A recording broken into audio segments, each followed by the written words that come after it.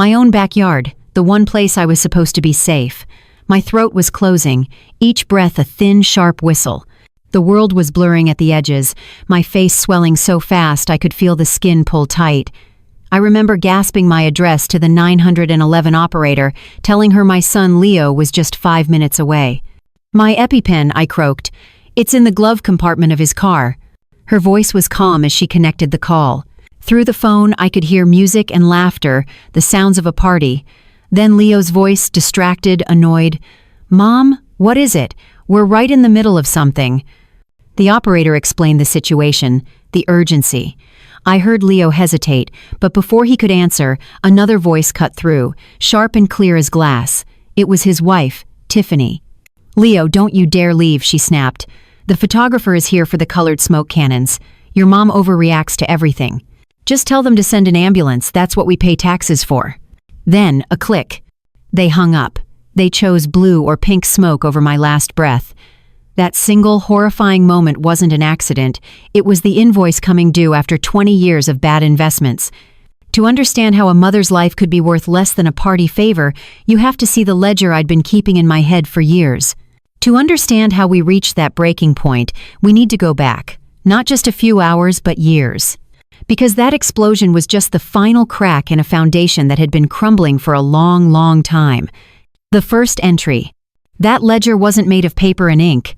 It was made of late nights, skipped meals, and the metallic taste of worry.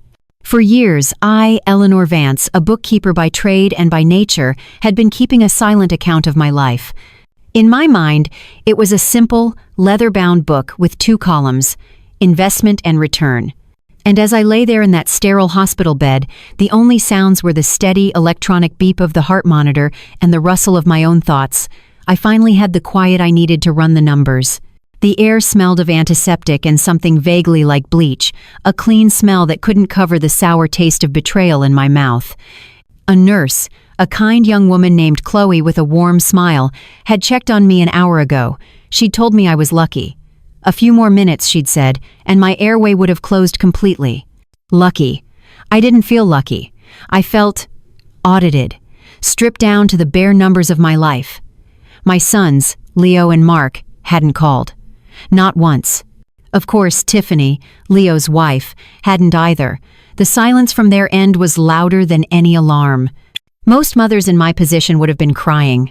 I imagine their tears would have been hot with hurt and fear. But my eyes were dry. The emotional maternal part of me seemed to have been shocked into silence, and all that was left was the bookkeeper. And the bookkeeper was furious. Not with messy, loud anger, but with the cold, clear rage of an accountant who has just discovered a catastrophic, long-running fraud. I closed my eyes, and the first entry appeared in my mind, crisp and clear, dated 10 years prior. It was 2 a.m. My small apartment was quiet, except for the hum of the old desktop computer and the frantic clicking of my keyboard. The screen cast a blue glow on my face, illuminating columns of figures and invoices. I was running my own small bookkeeping business from my dining room table, a venture I started after my husband passed, just to keep my mind busy and my hands moving. But it had become much more than that. It had become the engine funding Leo's dream. He was in his final year of his MBA program at a private university that cost more per semester than I used to make in a year. "It's an investment, Mom," he'd said, his eyes shining with ambition. "This degree is a golden ticket. It'll pay for itself 10 times over. I'll be able to take care of you, really take care of you, so you'll never have to worry about money again." I believed him. I wanted to believe him. So I took on every client I could find. There was Mrs. Gable's catering business, a chaotic mess of receipts stuffed into shoeboxes that I'd spend hours sorting. There was the local auto body shop, whose owner only paid in cash and whose numbers never quite added up without some creative but legal nudging.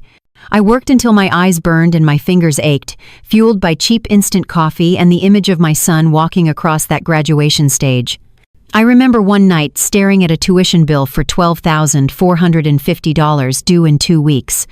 My own savings were gone. I had already dipped into my retirement, a sin for any financial planner. But I had one last client payment coming in, a big one from a small construction firm. The problem was, they were 60 days late. So I did something I had never done before. I picked up the phone at 7 a.m. the next morning and I didn't beg, but I came close. I explained the situation with a firm but slightly trembling voice. I used words like capital flow and account reconciliation, but what I was really saying was, "Please, my son's future is on the line." The check arrived by courier that afternoon. I paid the tuition online with 10 minutes to spare. When I called Leo to tell him it was handled, he just said, "Awesome, Mom, you're the best," before telling me about a party he was going to that weekend. He never asked how I did it. He never asked what it cost me. To him, the money just appeared, like magic. It wasn't magic.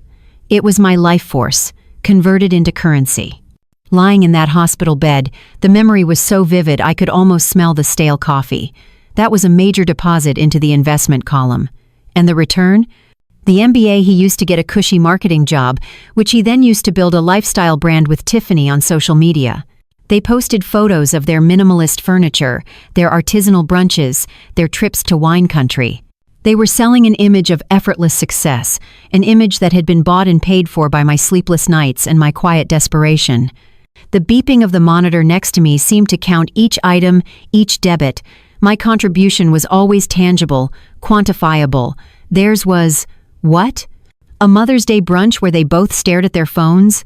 An occasional text message, usually asking for a favor? A cold clarity washed over me.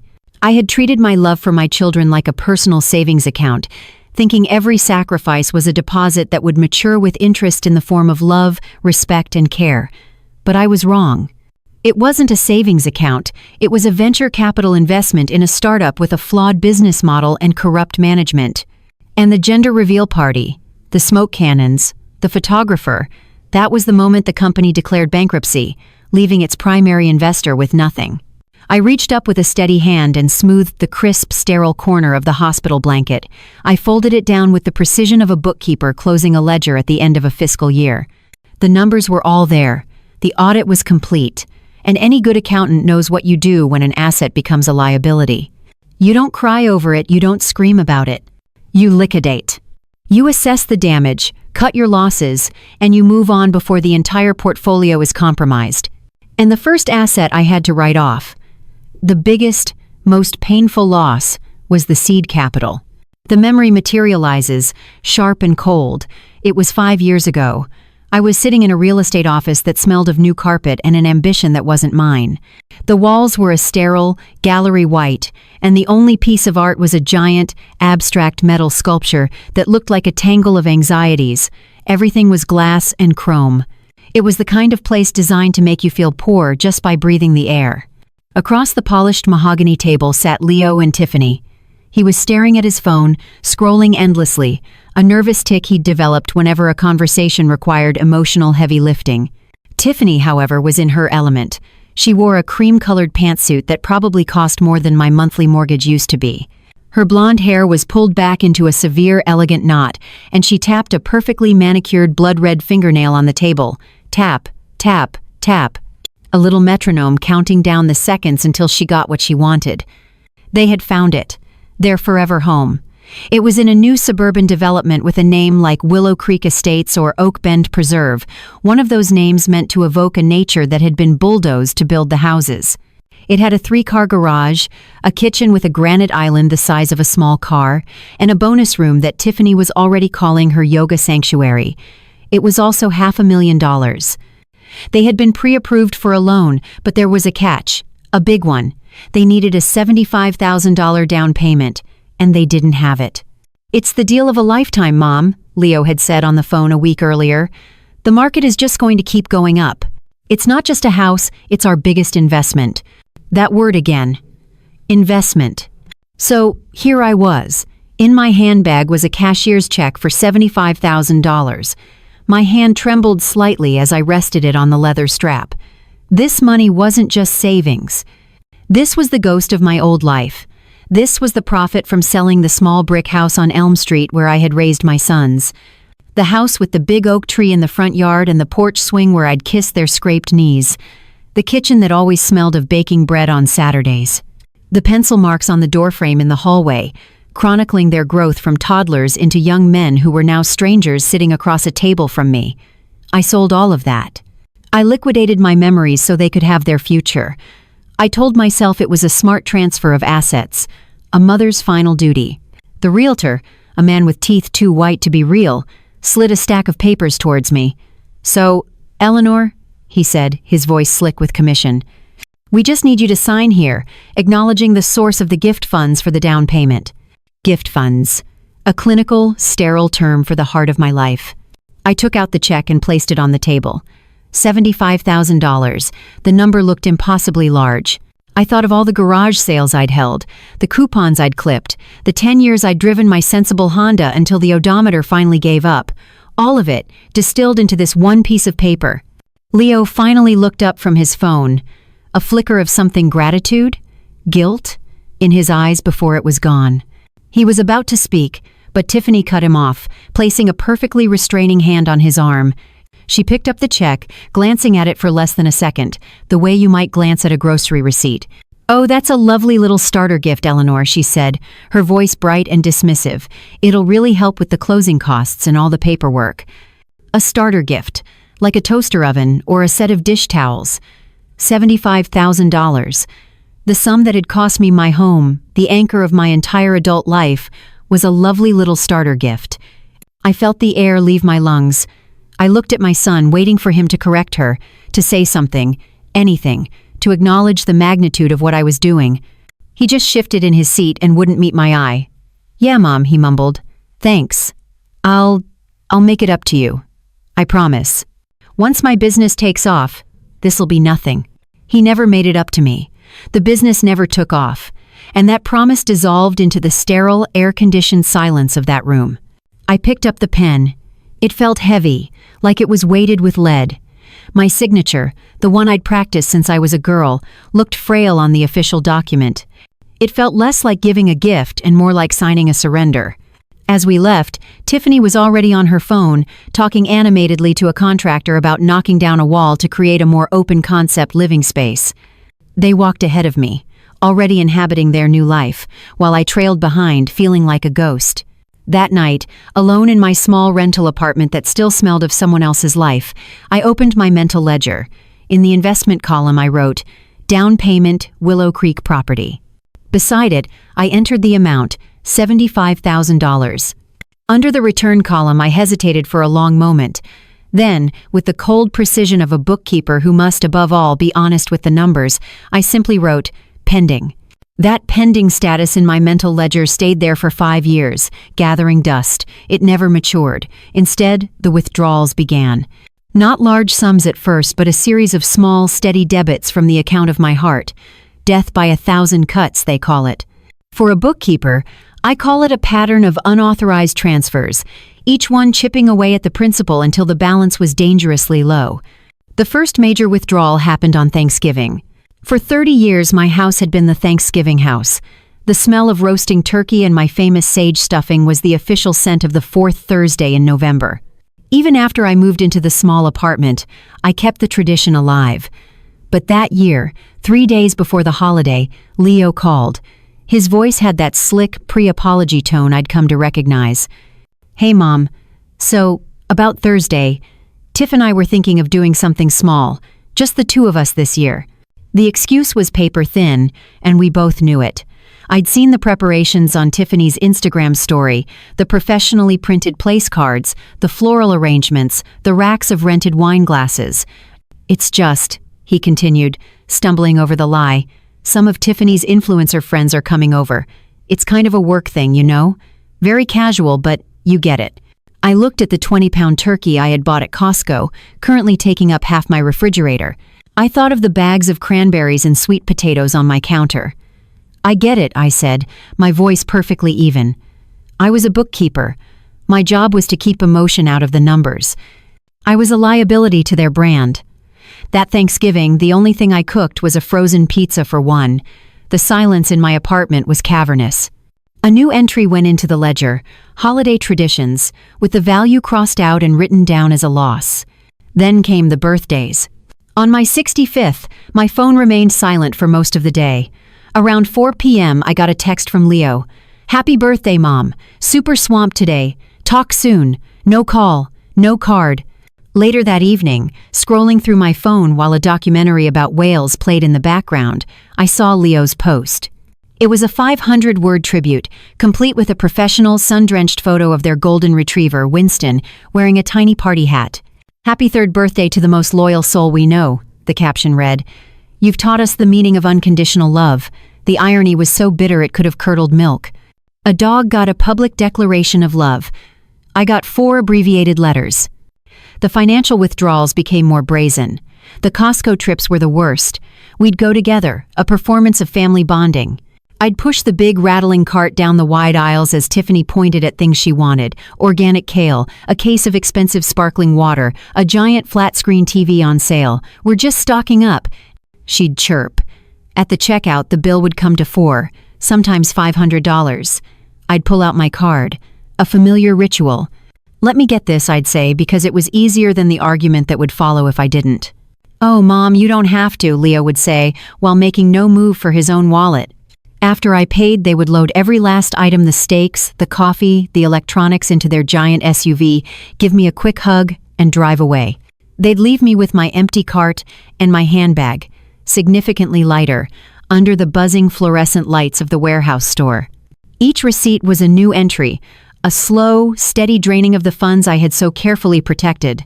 The final straw before the wasp sting, the one that made me change the status of my investment from underperforming to high risk, was the car. They wanted a new SUV, a gleaming black behemoth that cost more than my first house. Their credit, it turned out, wasn't as picture-perfect as their Instagram feed. They needed a co-signer. They invited me over for dinner. Tiffany made her famous quinoa salad, the one she always made when she wanted something. They sat me down on their white leather couch that no one was allowed to actually get comfortable on. "It's just a signature, Mom," Tiffany had said, smiling that razor blade smile of hers. "A formality. It would mean the world to us." A formality that would chain my perfect credit score, my financial security, the only real power I had left, to a depreciating asset they couldn't afford. It was the first time I said no. Not maybe, not let me think about it. Just a simple, quiet, "No, I can't do that." The warmth in the room vanished. The temperature dropped 20 degrees. Tiffany's smile became a thin, hard line. Leo wouldn't look at me. Their politeness, I realized, was a service they only offered when a transaction was pending. My refusal had voided the warranty. They were curt for the rest of the evening, and as I let myself out, I heard Tiffany whisper furiously to Leo, "I can't believe she'd be so selfish, after everything we do for her." I walked to my car, my hands shaking. "Everything we do for her." The words echoed in my head. I sat in the driver's seat and looked at my reflection in the rearview mirror. I didn't see a selfish woman. I saw a company's sole investor who had just been told that not only would there be no returns, but she was now expected to personally guarantee the company's reckless debts. The account wasn't just dormant anymore, it was in default. And when an account defaults, you stop making deposits, you stop hoping for a return, you simply watch and wait for the inevitable collapse. For me, that collapse came on a perfectly ordinary Tuesday in late September. The sun was warm on my back, and the air in my small yard was sweet with the smell of late-blooming roses and freshly cut grass. It was one of those beautiful, unassuming days that don't announce themselves. I was pulling a few stubborn weeds from around the bird bath, enjoying the simple, satisfying work. My world had become small, but it was peaceful. The birds were chirping, a neighbor was mowing their lawn a few houses down, and I felt a quiet sense of contentment. That's when I felt the sharp, hot sting on the back of my neck. I swatted at it, a reflexive action, and saw the wasp fall to the grass. Annoying, but nothing more. Or so I thought. Within a minute, a strange heat began to spread from the sting, a tingling flush across my entire body. My scalp started to itch furiously. I stood up, feeling a sudden wave of dizziness, and when I looked down at my hands, I saw they were red and puffy, the skin stretched tight over my knuckles. It was happening again. It had been 20 years since my last severe reaction, but I knew the signs. Panic, cold and sharp, pierced through the fog in my brain. My emergency EpiPen, the one my doctor insisted I carry, had expired a month ago. I'd made a note to get a new one, but I'd forgotten to ask Leo to pick it up on his last Costco run. He had been in such a hurry. There was, however, another one. A new one. I had bought it 2 months prior and put it in the glove compartment of Leo's car, telling him, "This is for emergencies, honey, just in case you're ever with me and something happens." I stumbled inside, my breath already starting to catch. My fingers felt like thick sausages as I fumbled with my phone, my vision starting to tunnel. I managed to dial 911, my voice a strangled whisper. I gave them my address, explained the anaphylaxis, and then croaked out the most important piece of information. My son, Leo Vance, he lives 5 minutes away. The EpiPen, it's in his car. Please, you have to call him. The operator was a lifeline of calm in my roaring panic. "I'm connecting him right now, Eleanor. Help is on the way." Through the phone, I was plunged into another world, a world of cheerful music and the high-pitched chatter of a crowd. A party. Of course, the gender reveal. Then, Leo's voice, a blade of irritation in the soundscape of my terror. "Mom, what is it? We're right in the middle of something." I heard the operator's professional, urgent tone as she relayed the situation, and then I heard the hesitation in my son's voice. It was just a split-second pause, but in that gap, I heard a lifetime of weakness, of choosing the easy path, of outsourcing his conscience to his wife. And right on cue, her voice sliced through the line. "Leo, don't you dare leave." The words were a command, not a request. "The photographer is here for the colored smoke cannons. Your mom overreacts to everything. Just tell them to send an ambulance. That's what we pay taxes for." A click. They hung up. I found out later exactly what happened in that split second of hesitation. I pieced it together from a gossipy neighbor who had been at the party. The scene was perfect, of course. A manicured lawn, dozens of guests in shades of pastel blue and pink, a banner that read, "He or she, pop to see." Tiffany, radiant in a white dress, was orchestrating the whole event like a general. This wasn't just a party, it was content. It was a brand partnership with an organic baby supply company. The photographer wasn't just a friend with a nice camera.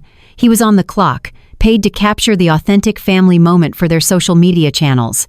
When the call came, Leo had gone pale. He'd grabbed his keys from the bowl by the door. He had actually taken a step towards the garage, but Tiffany had moved to block his path, her body a physical barrier. Her smile never faltered, but her eyes were like chips of ice. "Where do you think you're going?" she'd hissed, her voice low so the guests wouldn't hear. "It's my mom," he'd stammered. "She's having a reaction. The EpiPen." "And you're going to ruin this?" she'd whispered furiously, gesturing to the scene. "Baby Bloom's Organics paid for half of this party. Their social media manager is standing right over there. Are you going to walk out in the middle of our reveal, in front of everyone, for another one of her dramas?" He had looked from his wife's face, a mask of cold ambition, towards the expectant crowd. He looked at the perfectly arranged props, the balloons, the smoke cannons ready to be fired. He looked at the life he had chosen, a life that was a performance, a brand to be managed. And then he had looked down at the keys in his hand. My life. He was holding my life in his hand. Slowly, his shoulders slumped. He slid the keys back into his pocket. He had made a calculation. On one side of the scale, his mother's life. On the other, his wife's anger, a ruined party, a broken brand partnership, and social embarrassment. The scale had tipped. He'd made a business decision. Back in my silent house, the world was going dark. The last thing I remember was the wail of a distant siren and the profound, crushing weight of being utterly and completely alone. When I woke up, the first face I saw was Chloe, the nurse. The first thing I felt was the plastic tube in my throat. The first thing I thought of was that mental ledger. I found the last entry, the one marked default, and with a clarity that felt as clean and sharp as a surgeon's scalpel, I drew a thick black line through it. The account wasn't just in default. It was a catastrophic loss, an unrecoverable debt. It was time to close the books. When I woke up the next morning, the sun was streaming through the cheap hospital blinds, striping the floor with pale yellow light. For the first time in what felt like a lifetime, the fog of maternal obligation had lifted. The world looked different, sharper. I wasn't a victim in a hospital bed. I was a strategist in a temporary command center. My throat was still sore, but I could breathe. Really breathe. Every inhale felt like a victory. A nurse came in, checked my vitals, and told me the doctor would be by later to discuss my discharge. She said it with the kind of professional sympathy reserved for the frail and the elderly. She had no idea she was talking to a woman who had never felt more alive. My phone, plugged in and charging on the bedside table, buzzed. I glanced at it. A text from Leo. "Hey Mom, heard what happened. Crazy. So glad you're okay. Things got nuts here yesterday. Let me know when you're getting out." That was it. No apology, no explanation. Just a casual acknowledgement, as if I'd had a minor fender bender. The phrase, "things got nuts here," was the part that sealed it. It was the epitaph for our relationship. My near-death experience was a footnote in the story of his chaotic Tuesday. I didn't feel a surge of anger or a sting of hurt. I felt nothing. It was the dispassionate calm of a bookkeeper looking at a fraudulent expense report. You don't get angry at the numbers, you just reject the claim. I swiped the notification away without replying. There was only one call I needed to make. I thought about the man I was about to dial, a ghost from my past who was about to become the architect of my future. Arthur Pembroke. He had been my late husband, David's, business partner. Arthur was old school, a man of quiet integrity from Charleston, South Carolina, who believed a handshake was more binding than a 20-page contract. After David died, Arthur had been the one to help me sort out the finances. I had expected a small life insurance policy and a modest 401k. What I found was something else entirely. David, a quiet engineer who always wore tweed jackets, had secretly been a brilliant, patient investor. He had bought parcels of land in what were then undesirable outskirts of the city, decades ago. He had invested in a few tech startups before anyone knew what a startup was. He had built a small but significant fortune, and he had hidden it, not from me but for me. "For your second act, Eleanor," a note he left for me read, "in case you ever need to start over." When Arthur laid out the numbers, I had gasped. There was nearly $1 million. "He wanted you to be independent, Eleanor," Arthur had said, his gentle southern accent a comfort. "He always said you gave everything to the boys. He wanted to make sure you had something that was just yours." At the time, my boys were my world. I couldn't imagine a life that didn't revolve around them. So, I made a decision. We sold the large family home, which added another significant sum to the pot. I took a small portion to live on, moved into my modest rental apartment, and let my sons believe that was all there was. The rest? I entrusted to Arthur. "Invest it for me, Arthur," I had told him over the phone. "Make it grow. I'll live simply. The boys don't need to know. One day, maybe I'll split it between them." Arthur had been quiet for a moment. Then he'd said, "I'll do as you ask, Eleanor, but let's make a plan, a contingency, just in case you decide that investment is better served elsewhere. Just in case you ever need your own second act." We called it the Charleston Protocol. It was a detailed plan to liquidate all my assets, transfer them into a new trust under a different name, and set me up in a new life.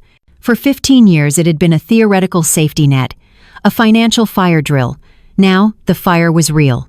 I picked up the hospital phone, its plastic cool and solid in my hand. I dialed the number I knew by heart. It rang twice. Pembroke. His voice was exactly the same, calm and steady as a ship's anchor. "Arthur, it's Eleanor Vance." There was no surprise in his voice, only a quiet understanding, as if he'd been expecting this call for years. "Eleanor. How are you, my dear?"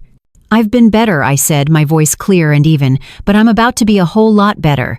I paused, looking out the window at the distant, indifferent city. "Arthur, the account has matured." I heard the soft rustle of paper on his end, the sound of a man of action getting ready. "Please execute the plan we discussed," I continued. "It's time to liquidate." "Understood," he said. There was no hesitation, no questions. Just the steady confidence of a man who keeps his promises. "The protocol is initiated. I'll fly out tomorrow to handle the final signatures. Where will you be?" "I'll be out of the hospital by then," I said. "I'm closing out all my accounts here." "Very good," he said. "Welcome to your second act, Eleanor." I hung up the phone and placed it gently back in its cradle. A strange, exhilarating peace settled over me. For years, I had been the family's bookkeeper, silently managing their emotional debts and my own dwindling emotional assets. But the final audit was complete. I was no longer a mother begging for scraps of love. I was the CEO of my own life, and I had just authorized the most important and most profitable merger of my career. I was merging with myself. And the first order of business in any merger is to liquidate redundant assets. The next 48 hours moved with the quiet, relentless efficiency of a well-executed audit. There were no tears, no dramatic monologues in the mirror. There was only a checklist in my head and the calm, steady focus of a woman closing out a very, very bad account. The doctor discharged me the next afternoon. He was a kind man with tired eyes who gave me a pamphlet on managing stress and a prescription for a new EpiPen. He spoke to me in that gentle, slightly patronizing tone people use for women of a certain age who've had a scare. "Now, Eleanor, be sure to have your son get this filled right away," he said, tapping the prescription slip. "And try to take it easy. No more excitement for a while." I just nodded and smiled, the picture of a docile, recovering mother. He had no idea I was about to create more excitement than my family had seen in a generation. I folded the prescription, put it in my purse, and walked out the automatic doors of the hospital into the bright, indifferent afternoon. I didn't call Leo. I called a taxi. Walking back into my apartment was like walking into a museum of a life I no longer lived. It was neat, clean, and utterly devoid of my own personality. The furniture was practical, the walls were a landlord-approved beige, and the air was still. On the mantelpiece was a row of silver-plated frames, a shrine to my bad investments. There was Leo, beaming in his cap and gown, the MBA I had paid for. There he was again, looking stiff and handsome in a tuxedo next to Tiffany on their wedding day. There was a more recent photo from a family vacation I wasn't invited on, the two of them smiling on a beach, tan and carefree. I ran a finger along the top of one of the frames, leaving a clean streak in a thin layer of dust. I felt nothing.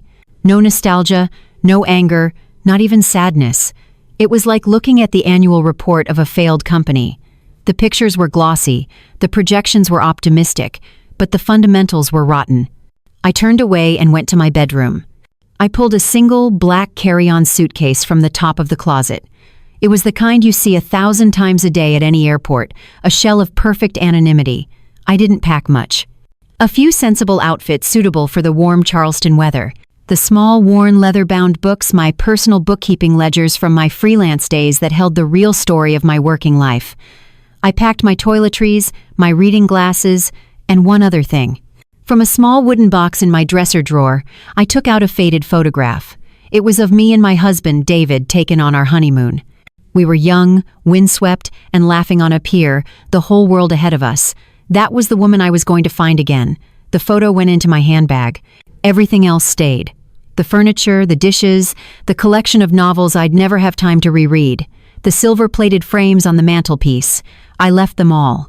On the kitchen counter, I placed my apartment key and a note for the landlord, explaining I was forfeiting my security deposit and terminating our month-to-month lease. Arthur arrived that evening, exactly on time. He had a room at a quiet business hotel near the airport, and he'd suggested we meet there. Walking into the generic beige lobby, I felt a sense of rightness. This was a transaction, and it required a neutral, professional space. He stood as I approached, a tall, silver-haired man in a crisp linen suit. He didn't offer pity or hugs, he offered his hand. "Eleanor," he said, his grip firm and respectful. "You look well." "I feel solvent, Arthur," I replied, and he gave a small, understanding smile. In his room, he had a briefcase open on the desk. Inside were several neat stacks of documents, each clipped and labeled. "I've initiated the sale of the equity portfolio," he explained, his voice all business. "The funds will be transferred to the new trust account by the end of the week. The property deeds are being retitled. This," he said, sliding a thick document toward me, "is the final power of attorney, revoking any previous versions and giving you sole, undisputed control over the Eleanor Vance Second Act Trust." I sat down and picked up the heavy, expensive pen he offered me. I read the legal language, the words that were my liberation. Trustee, beneficiary, sole proprietor. These were my new titles. I was no longer just mom. I was the CEO, the board, and the sole shareholder of my own life. I thought of the realtor's office 5 years ago, my hand trembling as I signed away my home. This time my hand was perfectly steady. I signed my name, Eleanor Vance, on each dotted line. The scratch of the pen on the thick paper was the most satisfying sound I had ever heard. It was the sound of a lock clicking open, the sound of a cage door swinging wide. When it was done, I stood up. The entire process had taken less than 15 minutes. The demolition of a life's work, executed with the quiet efficiency of a line-item veto. "What now?" Arthur asked gently, as he gathered the documents. "Now," I said, picking up my small, black suitcase. The new venture begins. The new venture begins. And every new venture starts with a final accounting of the old one. While I was taking my first steps into a new life, my son and his wife were celebrating the success of theirs. It was the Saturday after my hospital stay.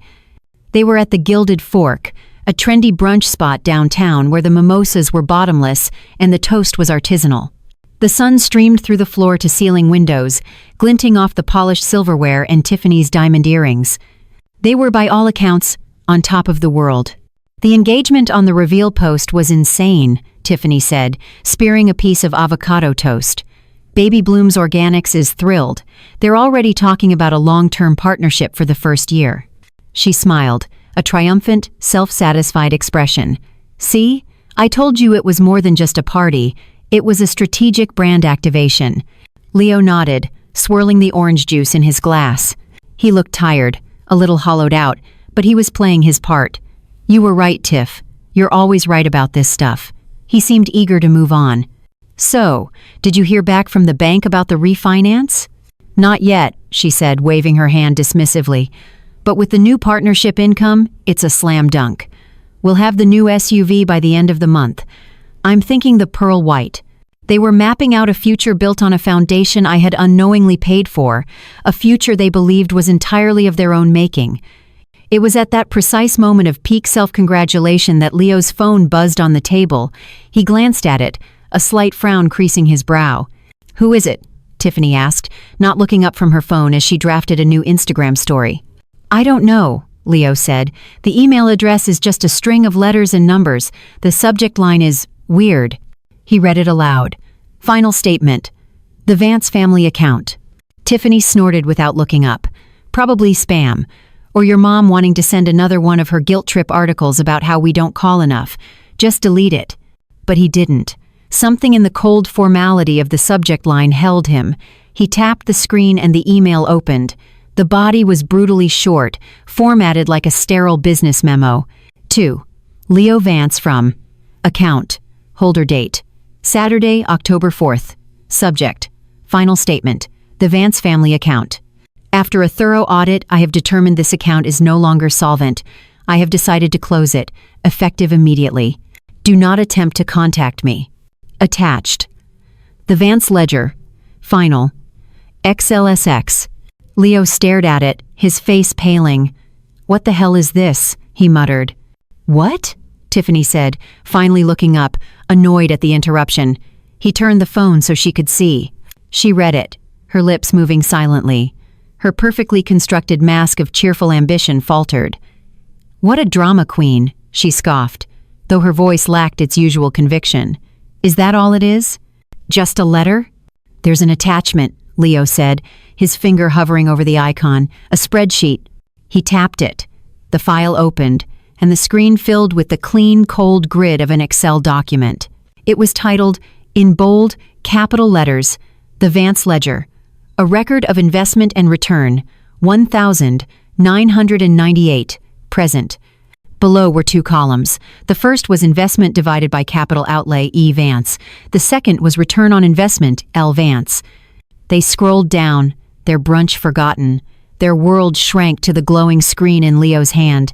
It was all there, itemized with the terrifying precision of a forensic accountant. August 2005, final tuition payment, MBA program, $12,450. 00 June 2012, wedding reception venue deposit, $5,000 March 2015. Down payment, 14 Willow Creek Drive, $75,000. The list went on. Every Costco run was there, dated and priced. Groceries divided by household goods, $487.56. Electronics divided by television, $1,299. The car repairs I'd paid for. The emergency loans that were never repaid. It was a 20-year history of his life, told through my bank statements. My sacrifices, stripped of all emotion and presented as cold, hard data. In the return on investment column, next to each of these staggering figures, was a single repeating entry, $0. Tiffany's hand flew to her mouth, her blood-red nails a stark contrast to her suddenly white face. "This is insane," she whispered. "She kept track of everything?" Leo kept scrolling, his thumb moving faster and faster, a desperate search for something, an error, an explanation. But there were none. It was just a relentless, factual account of their entitlement. He finally reached the bottom, the most recent entries. September 2024, co-signer request, luxury SUV declined. And then, the final line, the last entry in a lifetime of transactions. It was dated the day of the party. October 1st, 2024. Emergency medical support, $0. The zero was like a punch to the gut. It was a number, but it was also a verdict, a judgment. In that single digit, they saw the full, horrifying scope of their callousness. The brunch, the laughter, the mimosas, it all turned to ash in their mouths. The foundation of their perfect, curated life wasn't just cracking, it was gone. They were standing on thin air, and they were only just beginning to fall. Tiffany was the first to recover, her shock curdling into a familiar, venomous anger. She let out a sharp, dismissive laugh that didn't have a trace of humor in it. "Oh, please," she scoffed, snatching the phone from Leo's hand. "This is pathetic. A spreadsheet? She's bluffing. She's sitting in that sad little apartment right now, probably crying into a lean cuisine, thinking this little stunt is going to make us feel guilty. The poor, frugal mother trying to manipulate us." She swiped a dismissive thumb across the screen, ready to close the file and her mind to it. But Leo wasn't looking at her. His eyes were still fixed on the phone, his face a mask of dawning horror. "Tiff," he said, his voice barely a whisper. "Wait. Look at the bottom." "What are you talking about?" she snapped. "The tabs," he said, pointing with a trembling finger. "There's another tab." At the bottom of the spreadsheet, next to the tab labeled The Vance Ledger, was another one, much smaller, almost hidden. It was labeled simply, E. Vance, Net Worth. Tiffany's manicured finger, poised to close the app, hesitated. A flicker of morbid curiosity, or perhaps greed, crossed her face. She tapped it. The screen refreshed. This wasn't a list of grievances. This was a balance sheet. It was a cold, professional summary of assets, managed by Pembroke Financial, Charleston, SC. Investment portfolio, equities, bonds, $985.24. 17 real estate holdings, commercial properties, est. Value $750,000 liquid assets, trust account, $112,500. And at the bottom, in a bold, unwavering font, was the final number. Total net worth, $1,847,740.17. The sound Tiffany made wasn't a word. It was a strangled gasp, the sound of a balloon popping. The phone clattered from her hand onto the table, next to a half-eaten plate of Eggs Benedict, nearly $2 million. They both stared at the number, glowing on the screen like a bomb's countdown timer. The poor, frugal mother. The woman they had treated like a walking ATM with a low balance limit. The woman they had relegated to the status of a needy dependent. A problem to be managed. That woman didn't exist. She was a fiction they had created to make themselves feel powerful, to justify their own parasitic existence. The real woman, the silent bookkeeper, was a secret millionaire, and she had just vanished. It was in that moment of shattered reality that Leo's phone, still lying on the table, began to ring again. The screen lit up with a name, Mark Henderson, First National Bank. It was their loan officer. Numbly, Leo answered, putting it on speaker. "Hello?" "Leo, hi, Mark Henderson here." The voice on the other end was professionally cheerful, but with an underlying edge. "Just calling with a quick update on your mortgage refinance application. We had to put a hold on it." "A hold?" Tiffany whispered, her eyes wide with panic. "Why?" "Well, it's a little unusual," the banker continued, "but we received a notification this morning from your mother's financial advisor. Apparently, she's no longer a resident of this state, and her name has been removed as a financial guarantor on all your existing accounts. Given that her assets were listed as a significant part of your application's collateral, we can't move forward. In fact, we're going to have to recall the co-signed loan on your current SUV, effective immediately." The silence that followed was absolute. The background chatter of the restaurant, the clinking of glasses, it all faded away into a dull roar. Recalled. The word hung in the air between them, heavy and sharp. Tiffany's face, which had been pale with shock, now flushed a deep, blotchy red. Her eyes, cold and furious, swiveled to Leo. "You," she hissed, her voice a low, dangerous whisper. "You told me she was broke. You told me that $75,000 was all she had left from the house. You told me she was our problem to manage." "I thought she was," Leo stammered, his own world collapsing inward. "I didn't know."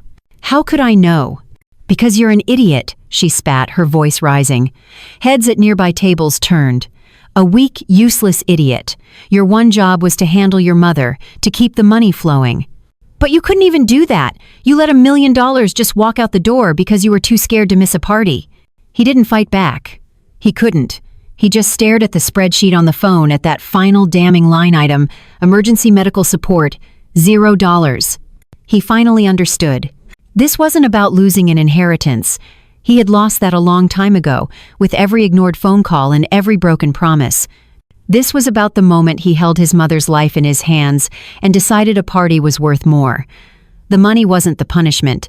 The money had just been the tool. The punishment was this moment.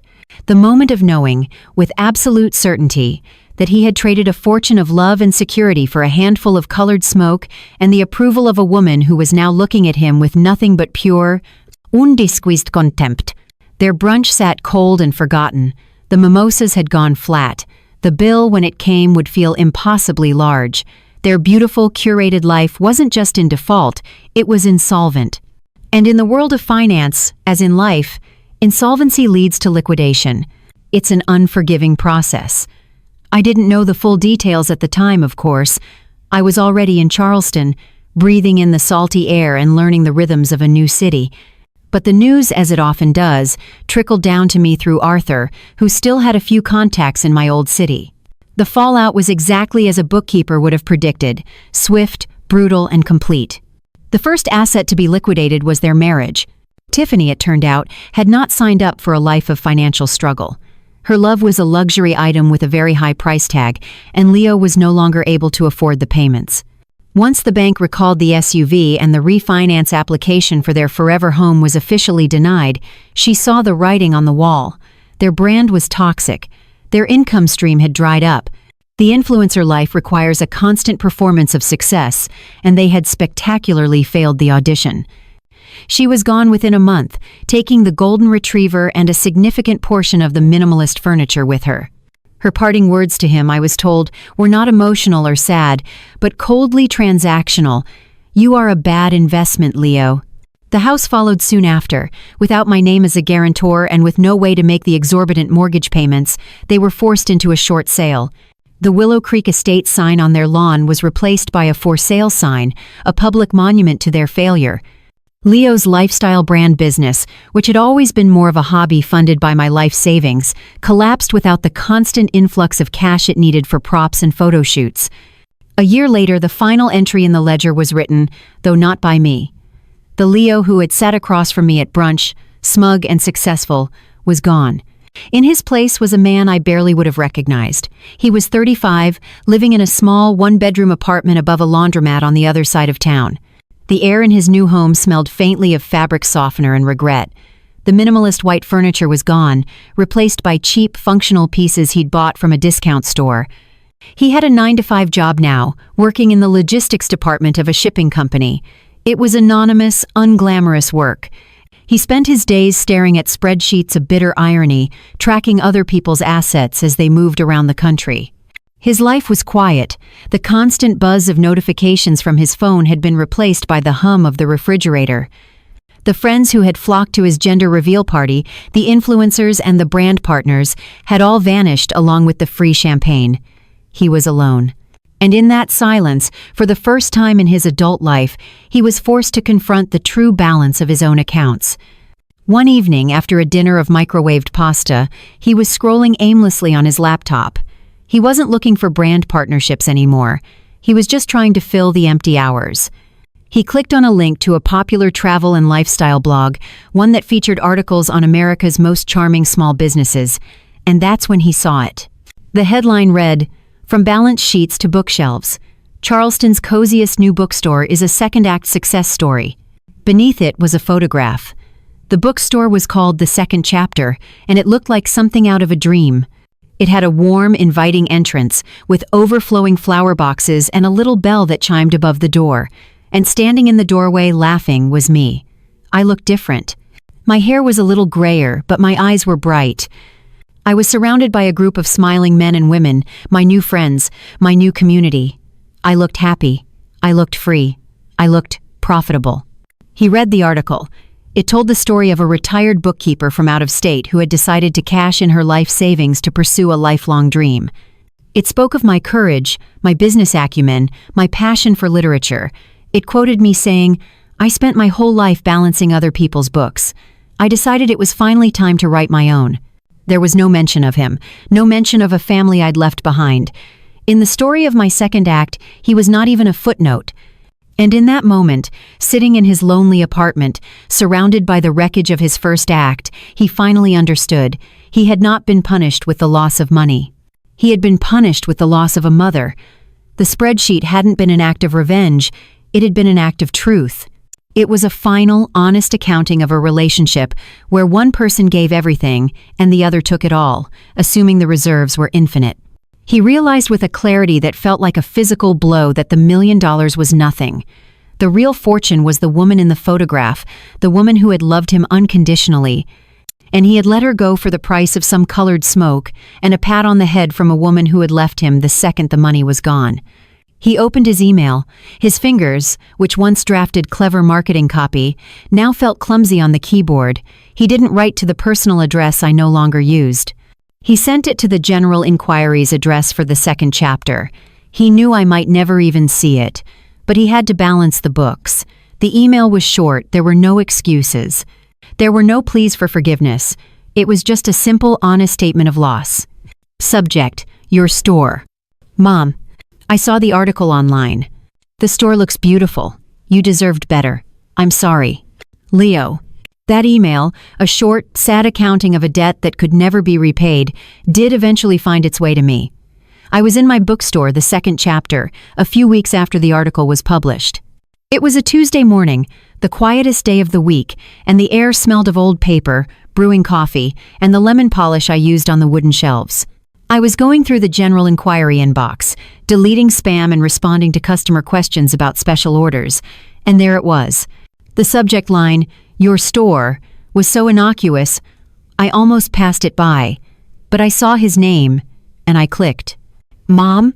I saw the article online. The store looks beautiful. You deserved better. I'm sorry. Leo. I read the words once, then a second time. There was no grand swell of emotion, no triumphant surge of victory, no sudden gut-wrenching pity. If I felt anything, it was the quiet, detached acknowledgement of a bookkeeper confirming a final, overdue payment on a long-closed account. It was a debt of character, not of cash, and while the payment was noted, it could not reopen the books. The company was already dissolved. The assets had long since been moved. I took a sip of my coffee, the warmth of the mug, a pleasant reality in my hands. I looked around my store. My store. Every book on these shelves, every comfortable armchair, every little pot of flowers on the windowsills was a testament to a decision I had made in a cold, sterile hospital room. This was my profit.